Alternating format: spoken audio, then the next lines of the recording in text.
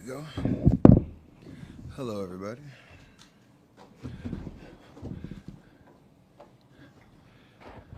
Steph, I don't want to start with anything hugely tricky to answer, but just knowing that there's still fluctuation in this roster, knowing that we don't know when or if Jonathan's going to be coming in, just what's the mentality? What you talk amongst yourselves, like, hey, here's how we have to deal with this right now, or is it so natural that you have to have those discussions amongst yourselves?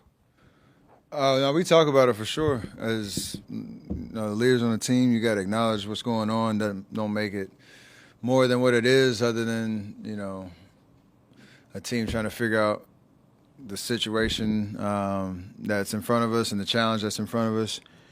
Knowing JK's situation, knowing the new faces that we're adding to the roster, like we talk about it every year going into a training camp of what it's going to take for that particular team to win. This is a little different just because you have a guy that's trying to figure out his situation, and we respect that process, and it's going to play out. And when he's here, ready to work, like we expect him to be locked in on doing what he needs to do to help us win. So all those things you acknowledge, and you look forward to doing what we do as players and going out there and hooping. Like that's what it always boils down to, no matter how you get there. Hey, Steph.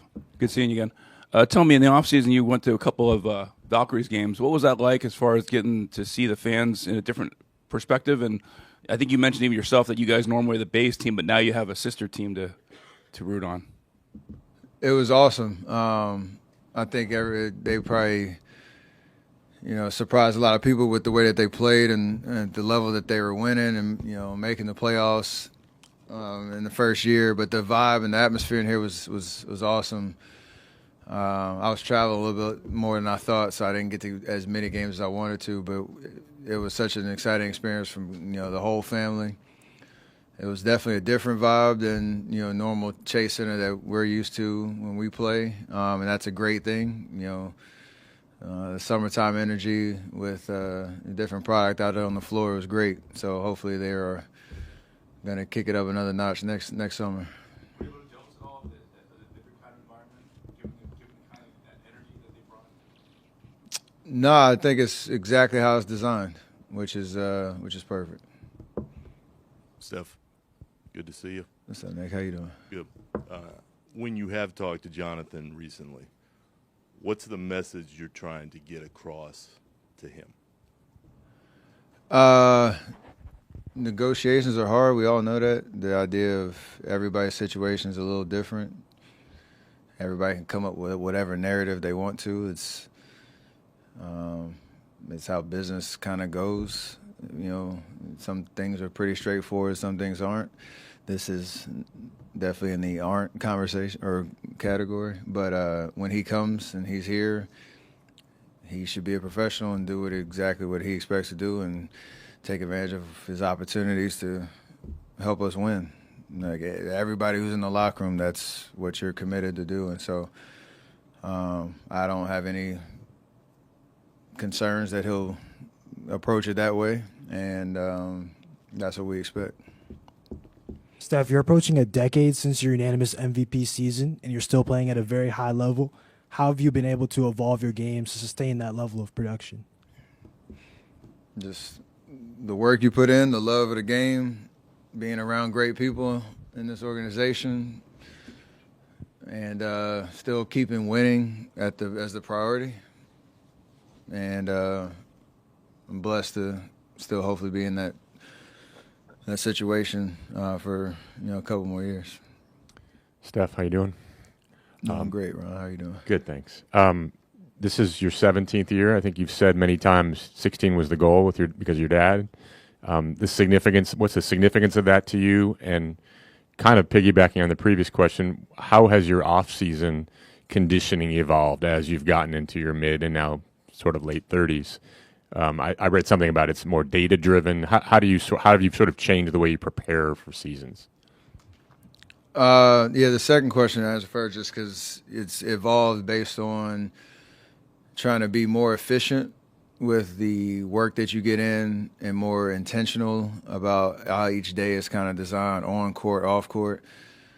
Probably the first decade was more on court than off court, and that's actually flipped now, where it's probably 60-40 off court to on court percentage now, and even that is, like you said, data driven on heart rate stuff, foot strikes, how long you're on your feet, like all those type of things that help monitor the output that you have over the summer, so that you're working smarter and coming into camp fresh, knowing that there's still a little bit of building to go. That's what training camp's for, but that I'm in pretty good shape where you're not putting your body through any type of unnecessary stress with that transition from off season to in season. And that's been fun to kind of try to figure out on the fly.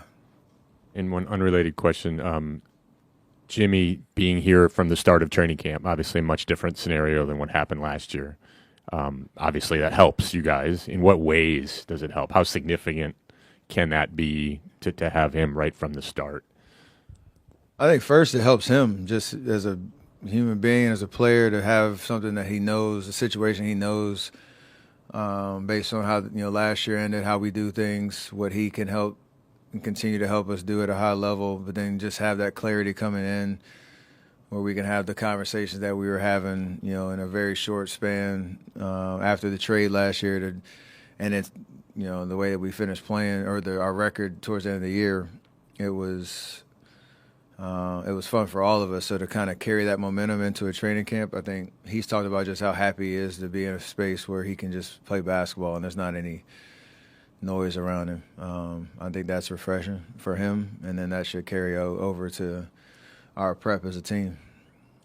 Are you comfortable with how the roster, I guess I'll say, is going to look, and the process to get there? I think with this last little piece that needs to settle, I think I'm extremely happy with a different look.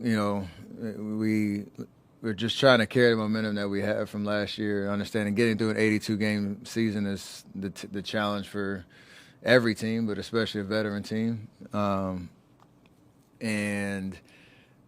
But the way that we finished and the record that we had, and obviously before I got hurt during the second round, like, we were a relevant threat, and I think we've gotten better. It's tough to lose Loon, like it was a big deal, knowing what he meant to our franchise. But we have a lot of pieces that are going to have an opportunity to take that next step. And like every NBA season, I said the same thing last year, probably at the podium right here. We started 12-3, and then all hell broke loose for a good couple months. So, like, you can only do what you can to control just your mentality going into the year. And I think it's really optimistic and positive around here, and that's how it should be. I know you mentioned, once Kuminga gets here, you expect him to be kind of locked in. But this has obviously already been a big offseason distraction. There's almost an inevitability it's going to bleed into once he gets back. How concerned are you just, about the overall distraction of the situation? I don't frame it like that. I think he's going to get asked questions. To your point, you're asking questions. Everybody's going to ask questions about it. But what happens when I leave this microphone and we go in the locker room and us players talk, like, that's going to be the make or break of how we kind of move into the year with the right frame of mind. So the good news is you've been around long enough. Me, Draymond, Jimmy, we've all been around long enough to know how to separate the business of it to the basketball of it. And those are two totally different areas. So our job is to focus on the basketball part and not let it become something that gets in the way of how we approach every day. With that said, how unique of an offseason has this been? Like, just that whole situation. I'm sure you've been through many a teammates trying to get paid, but I don't think we've ever been in anything like this. Does this feel like a unique situation? I think everything we do around here is unique, for sure. So it kind of adds to that journey. Us being realistically championship relevant for this long is unique.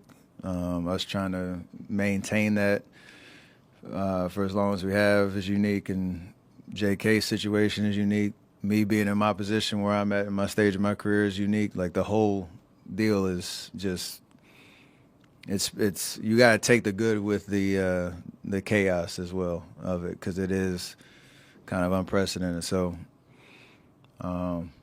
keeps me going because it keeps everything, kind of front and center on trying to, again, focus on winning. Like, we've done a really good job of that over the years, and want to keep doing it.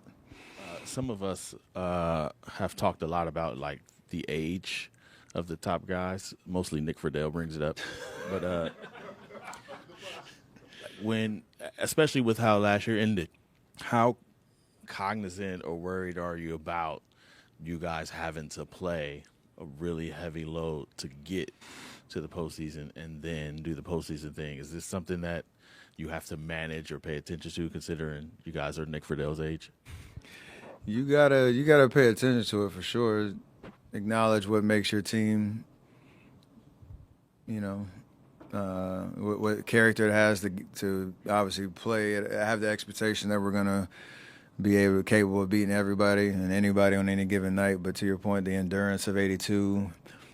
I think last year the biggest thing was we don't want to be in a position where you're chasing down the stretch of the season. Like, if you could at all be in control of that, where the last 2 months, even though we had a great record, it felt like every game was a playoff game for 2 straight months, and then you transition into a very tough 7-game series, and then you're 48 hours from a round 2, game 1. Like, it was a very condensed, high level of basketball. And so we want to be able to try to get through the 82 with a little bit more of a ability to kind of control the ebbs and flows of it. How we get there, like, we'll figure it out. Hello, Stephen. So this summer, it's your first time bringing the Curry camp to China, and there are a lot of young players from Korea, Japan, and China. And what potential you saw on those young kids? More than like specific potential of specific kids, just the idea of basketball at a high level around the world is continuing to grow. The skill level is, and the excitement around the game is really special, and I was happy to kind of experience that in Chongqing this year, and have something that I've done here in the States for a very long time with the Curry camp and bring it over there. So basketball's at an all-time high, not only from an awareness and fandom perspective, but from kids who are playing and really taking it seriously and working on their game. So it's great to see. Steph, hey, in terms of your off-season, you talked about the high-level, condensed high-level basketball you played. How long did it take for the frustration of the way it ended to kind of go away for you? And also, how was this off-season? Last summer, you played a lot of very intense basketball. Was this a more rejuvenating or relaxing off-season after that disappointment? I don't think I'm over that disappointment, because you always wonder, what if, like, had I not gotten hurt, had we won one more game in that second round to give me a chance to come back, had we not been chasing the last 2 months. Like, you always, as a player, you always think about that type of stuff. So, and it motivates you to understand what you can do this year to put yourself in a better position. So I think I'm still carrying that, which is, I think, healthy and a good thing.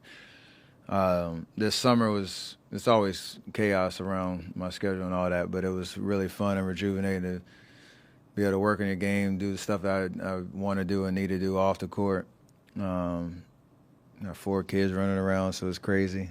And just enjoying myself, but also looking forward to today and this new year, because I know I don't have many more in front of me in that respect. So I'm excited to give everything I got to what's in front of me this year. To go back to the idea of separating basketball and business, that is like something that's pretty relevant to Jonathan right now.